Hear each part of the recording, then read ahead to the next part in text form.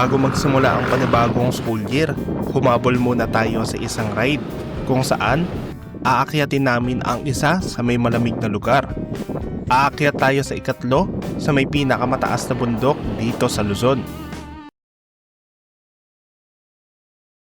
Pagkatapos ng pasok namin sa trabaho, napag-isipan namin bumiyahe saglit sa Cordillera. Dito nga ay hindi pa namin alam kung saan pupunta. Basta gusto namin umalis at sa biyahe na lang magdesisyon ng ruta o destinasyon. Mas gusto talaga namin dumaan dito banda sa may Nueva Ecija kaya sabaybayin ang MacArthur Highway sa may Bulacan at Pampanga. Gawa ng mas maganda ang daan dito at mas konti ang traffic.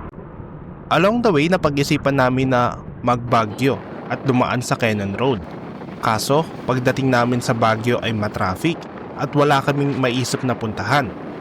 Kaya naman dinerecho na namin ito sa Atok, Benguet, kung saan kami nakakita ng maganda at murang tutuluyan. Dito nga yan sa Sunrise Cabin. Malapit ito sa may Northern Blossom. Mag-aalas 3 na rin ng hapon na makarating kami dito.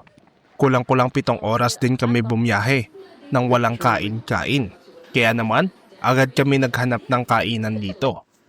Sakto nga ay may nakita kaming masarap na bulaluhan dito sa Leona's Eatery. Dito lang yan banda malapit sa lubang munisipyo ng Atok. Napakasarap nito lalo na at napakalamig ng panahon dito kahit tanghaling tapat. At dahil nasa Atok tayo, lahat ng daan dito ay pataas o pababa. Kaya mapapa-exercise ka talaga dito. Tanaw na nga ang Mount Pulag dito sa aming tinutuluyan. At dahil mataas ang lugar na ito, ay napapalibutan din ito ng kaulapan.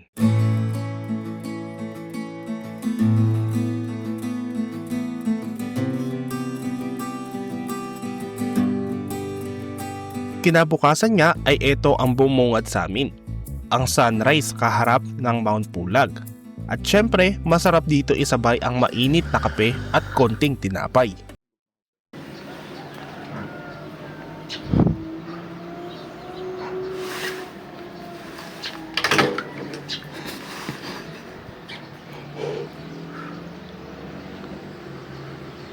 Simpleng almusal lang talaga. Buti pa ito mainit. Pero harap namin yung Mount Pulag. So, sa science, kapag ka tumataas ang altitude mo, bumababa yung atmospheric pressure, yon. So, dahil mababa yung atmospheric pressure dito, yung galing sa baba, yung mga chips na ginawa sa bayan, sa mga warehouse, diba, may, supposed to be, may hangin yung mga yon. Pagdating dito, yan na siya. Yan na siya. Kulang na lang pumutok. Ayan, putok na putok. So, kahit yung mga cup noodles, ayan, tingnan mo. Inflated. Pag tinusok mo yun, baka sumabog pa yun, pati to. Ayan. Science, baby. Ayan. Nasa fronts yarn. Turtleneck. Tapos windbreaker kasi hindi ako nakapagdala nung winter jacket namin na ginamit namin last time sa Sagada. So dapat pala yun yung lalagay mo kasi malamig siya pero mainit siya sa katawan. Pero malamig pa rin. So yun, galing nga pala, pumunta nga pala kami sa may second highest point kagabi. Diyan lang naman yung parang 3 kilometers away. So, naka-jacket ako, naka-bonnet, naka-helmet. Hindi pala. Tapos winter gloves. Pero tagos pa rin sa buto yung lamig. Sobrang lamig dito. So, and take note, June pa lang ngayon. Supposed to be tag-init pa rin. So, how much more kapag ka nagtaglamig na dito? Around December and February. Which is yung peak season ng lowest temperature dito. So, babalik tayo December or February. Check natin kung kaya na ba namin yung lamig. Kasi ngayon hindi namin kaya. Tignan natin kung kakayanin namin. Magmamount Olis tayo next time. Tapos magka-camping tayo doon. Pag di kinaya, So ngayon, saan tayo punta tayo? punta tayo ng Mount Timbak, which is the third highest mountain here in Luzon.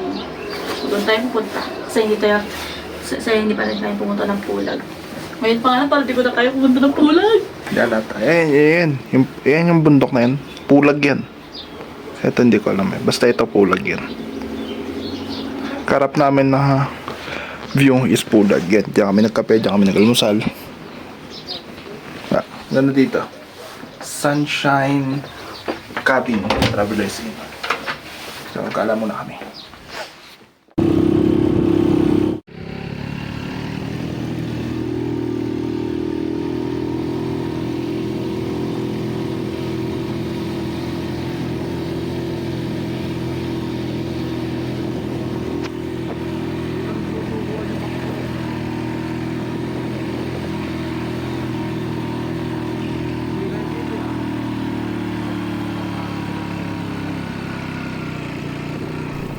Ito na nga yung papasok ng Mountain Back.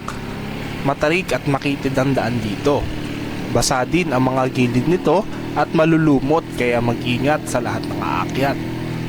At dahil masisikip ang daan dito ay bumubusina ako bawat liko, lalo't hindi kita kung may kasalubong ka.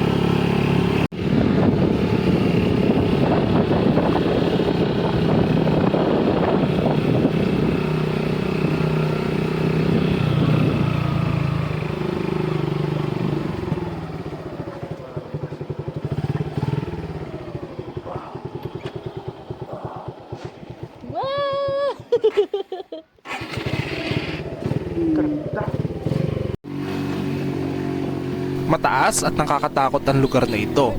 Dito nga, sinasabihan ko na si May kung ano ang gagawin kung sakaling mabitin at tumumba ang motor. Sinabihan ko siya na tumalon sa kaliwang part ko para if ever na tumumba ay safe siya dahil bangin ang nasa kanang side namin. Nasa 2.1 kilometers din ang daan nito mula Halsema Highway na may tinatayang 270 meters elevation gain.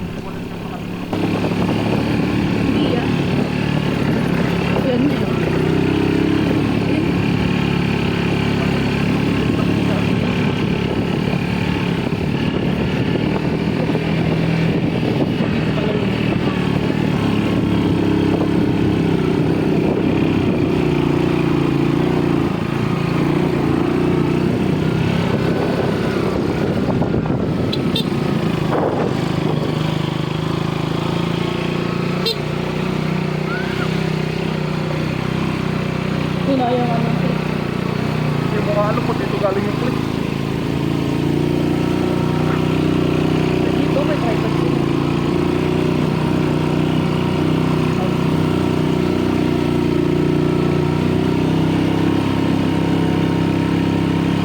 Hirap mo. Dito pa ang UV.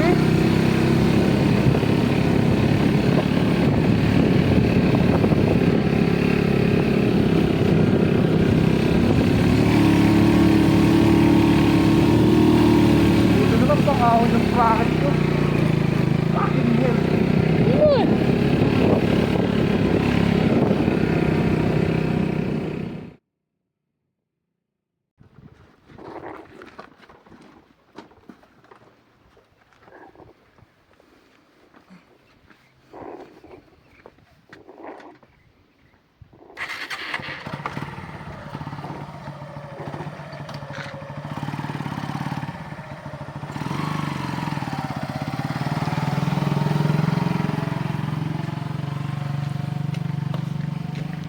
So we're already at Mountain Back. Mountain Back. So yun yung isa, pagod. Sabi naman kasi nilakad namin. Sabi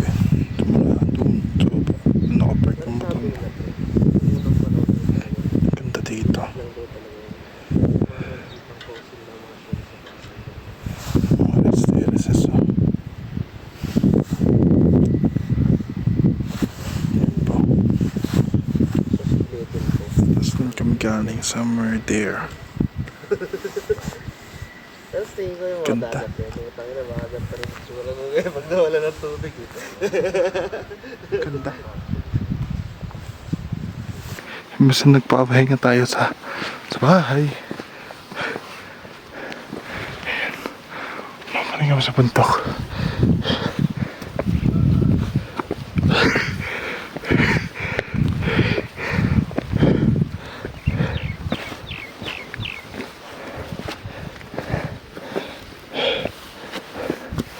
Five degrees daw kagabi. Ito parang namuti-muti eh. Yung mga halaman dito.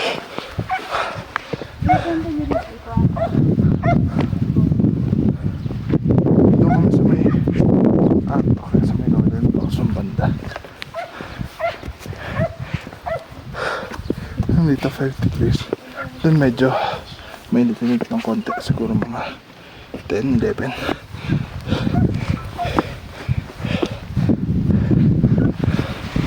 Ito, mga pananim nila. Repolyo ata ito eh. Hindi yan repolyo.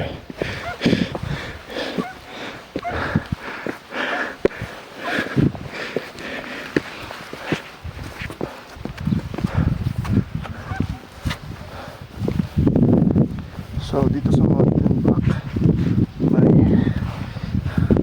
may detour lang eh. Entrance na 200 per head. Tapos 50 pesos yung parking. Kung nakamotor kayo, kung nakascooter kayo, I suggest magkaan kayo ng bola. Kasi grabe yung ahonin dito. Ayun, makitid yung daan. Hindi ko na makita sa video mamaya. Pero try natin.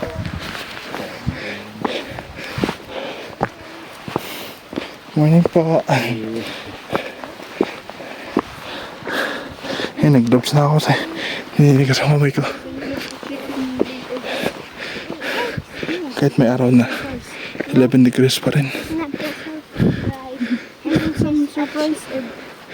Talbos, kamote. Chick. Morning po. Morning po.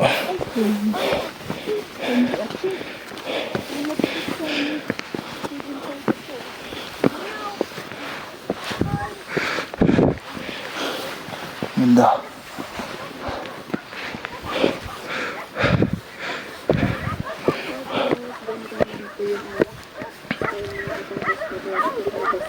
Oh, nakaganon siya. Wala po.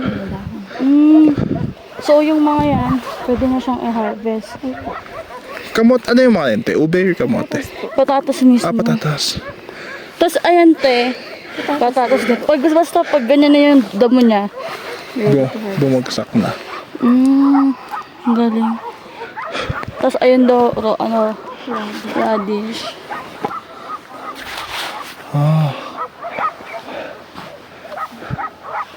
So, ganito itsura ng mga rice terraces up close. Ayan, tulad niyan. Taniman.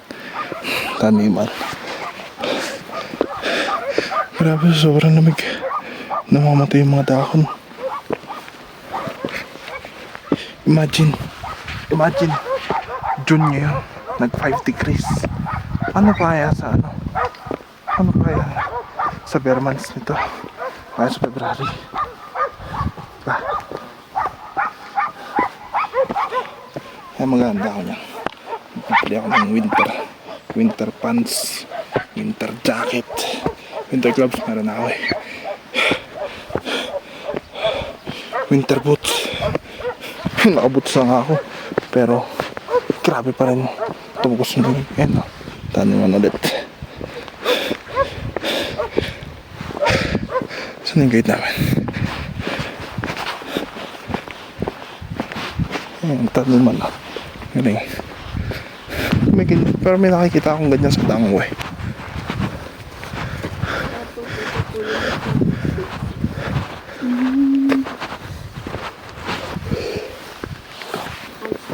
Ano yan?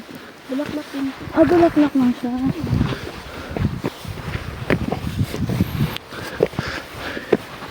Ano to, te? Yung mga nabuti na to dahil sa andap? Yan po. Ito yung mga puti-puti na yan. Ay, ano lang po yun. Iba po.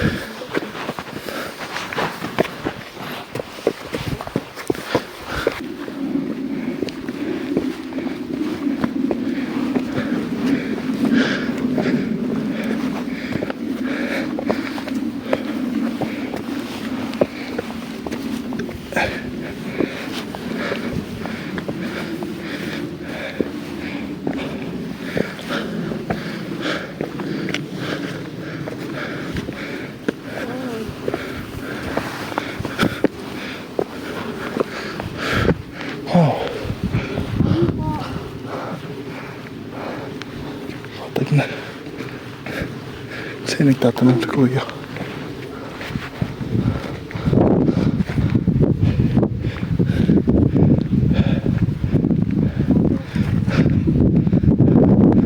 Ah, dito pala yun. Sa inyo mga tulog.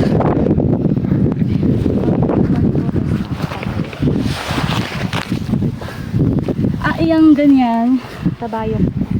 Yung tabayok yung pangalawa mataas. Apo. Tapos pangatlo to, halos yung tabayok yun.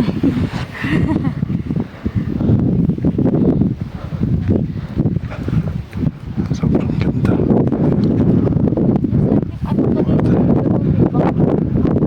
Compared sa dalawa. Sa inyo Mount Blanc.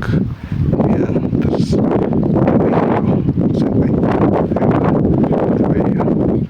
second highest point here in Luzon Island. Yan yung pinakataas. Dalawa. Ito naman. Dito kami natapos sa kanila. Ito na yung pinaka Dito sana kami pinakataas na bundok. Eh kaso Dito sa Luzon dito Island. kami punta. Fourth in Philippines. Mountain Back, 2,717 meters above sea level. 2717 muscle. Yan, mas mataas na kami sa ulap. Sa yun gumagalaw yung ulap. Eh, yun. So yun, ang ganda. Alam, mas ma-appreciate nyo to. Mas ma-appreciate nyo to kapag nandito. Kasi syempre, iba pa rin ang vision ng mata. Kumpara sa camera. Yung mga nakatanim ulit to. Kakatapos na sa mga customer eh.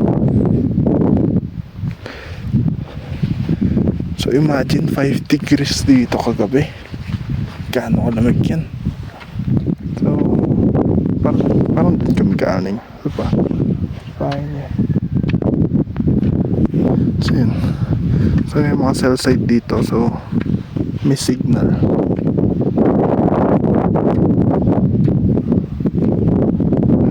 Ganda ng mga rice terraces dito. Kahit saan tumingin may rice terraces. Kita ang CR nila dito. Ayun yung view mo. Tapos CR nila dito. Parang Thailand style. Ewan ko saan yun. Basta yung palaka style ka, frog seat. Kapal na pinto na no. Pinto. Pero hindi mapasok ng lamig.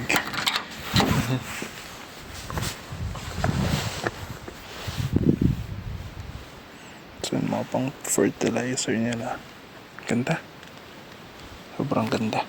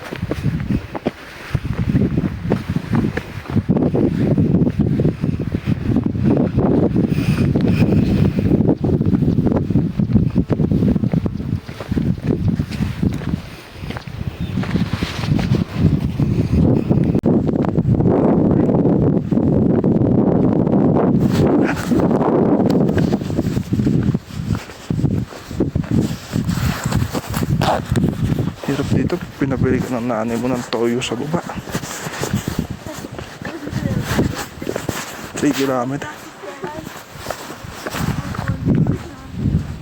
Ano to, be?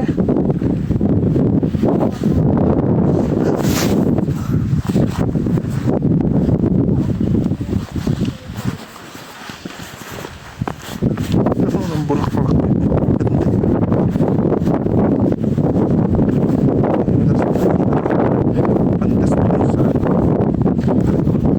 Pan-display sa mga desk.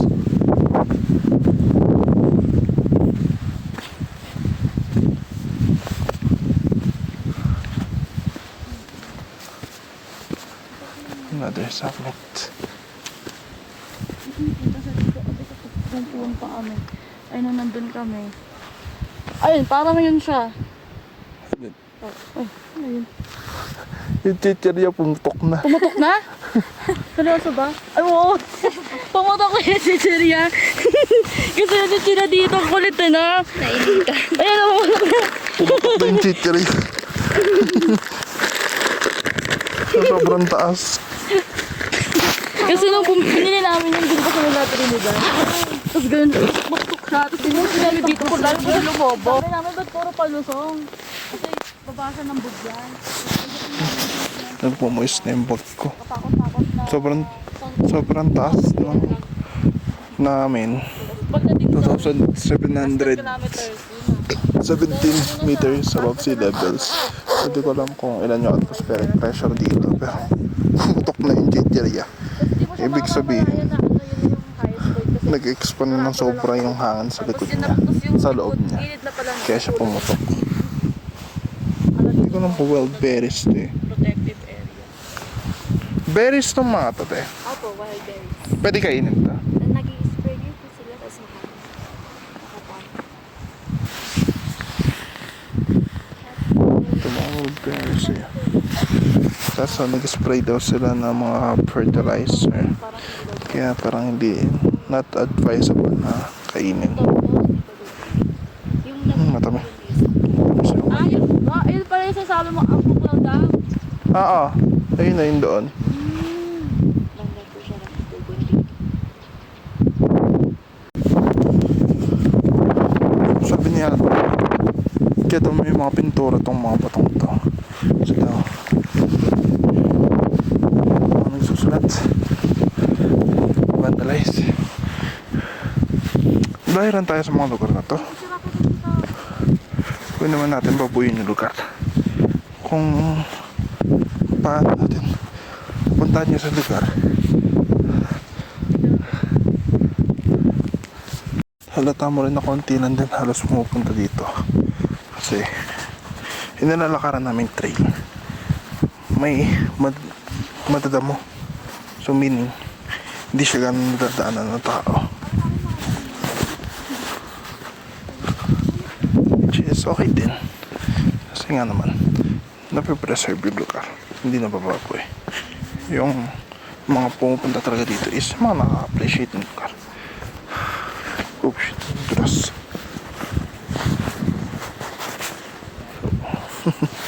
Na kinakatayuan na ang is mataas na bangin. Ayun yung green na ano. Ay, tama ba?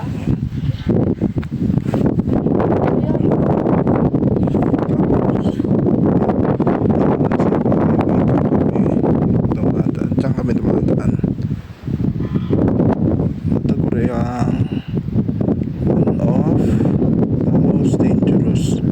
one of the dangerous road of the Philippines. Tapos dyan daw ang daan ng Mount Olis. Paket. Trek din yan. Lalo na yun. Ayun, yung unang ahon na yun. Trek yan. Kaya hanga ako sa tropa ko na si Koji ng Team Crazy. Nagbike lang papunta dito sa binabike niya lang yan. Nag-Philippine loop siya. Binike na lang itong mga bundok na to. Grabe lakas ng tao na yun. Ito yun nata yung second highest point eh. Ano yung yan. Yung banda dyan. Yung former highest point.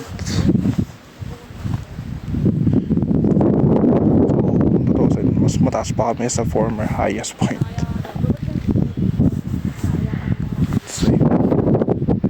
Mataas din ang mga bundok dito. Hindi ko ma-describe yung feeling. Mainit yung sinag ng araw pero malamig yung simoy ng hangin. Yung temperature malamig tapos ina-amplify pa ng hangin. Kaya kami ito mabonit kasi tinga ko malamig na. Tingnan pa. Kamay ko malamig. Gloves ako dito. So yun yung basura nito. Laging dalawa. Segregation. Isa pang homestay dito, Kami di ba? galing nakapark yung mga motor. Oo. At tatlo na. Gusto ko ba? Ayun yan na. Tapos yung pink po dito. Picturean ko daw siya, video eh. Kasi daw mga rice terraces. Which is maganda naman talaga. No doubt. Babalik-balikan. Now we understand biyahe ni Eli and J4. Bakit lagi mo balik-balik dito sa Cordillera? Lalo sa Eli. Si Eli ang isa sa nag-impluensya sa amin na bumiyahe dito sa Cordillera. Parang walang sinabi pagi dito eh. Madulas yung boots ko.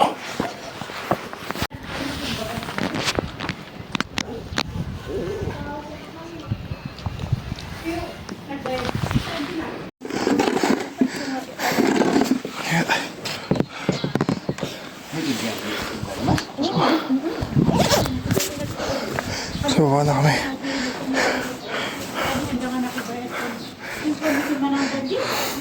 Tsaka nakalimutan na isa helmet niya. Naiwan dito sa taas. Kaya, pataas pa naman ito.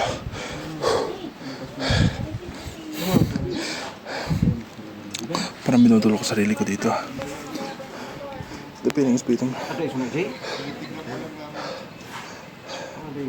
Kulang talaga ako sa exercise. Kailangan doon pumanik sa pagpapike.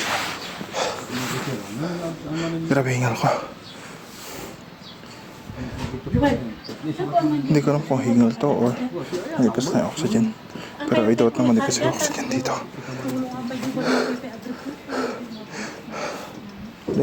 Kasi less than 3,000 meters lang to eh. Above sea levels. Paalis na sana. Kaso naiwan ko yung helmet ko sa taas eh. Sana yan? Akyat yan siya. Doon namin naiwan. Tapos tignan mo. Ayun, hawak-hawak na niya yung helmet ko. Kawawa naman. Video-video ka pa dyan ha. Sa lahat ng iiwan sa taas helmet. Dito. Doon pa iniiwan sa pinakataas. Iwan helmet yarn. Sinadya ko talaga actually. Tapos punta na ulit kami sa dun sa stayan namin. So dun ulit kami dadaan dyan. Ang kalsada na yan. Landslide oh. Ayan.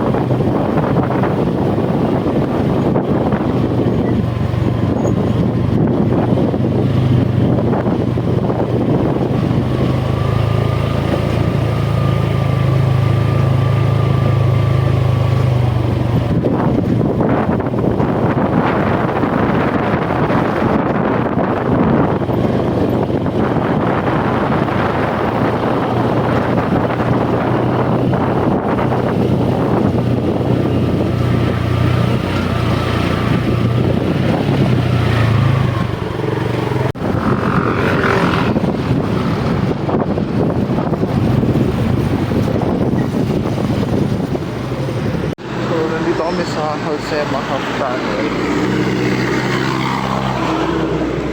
So, kalahati lang naman siya kinarg.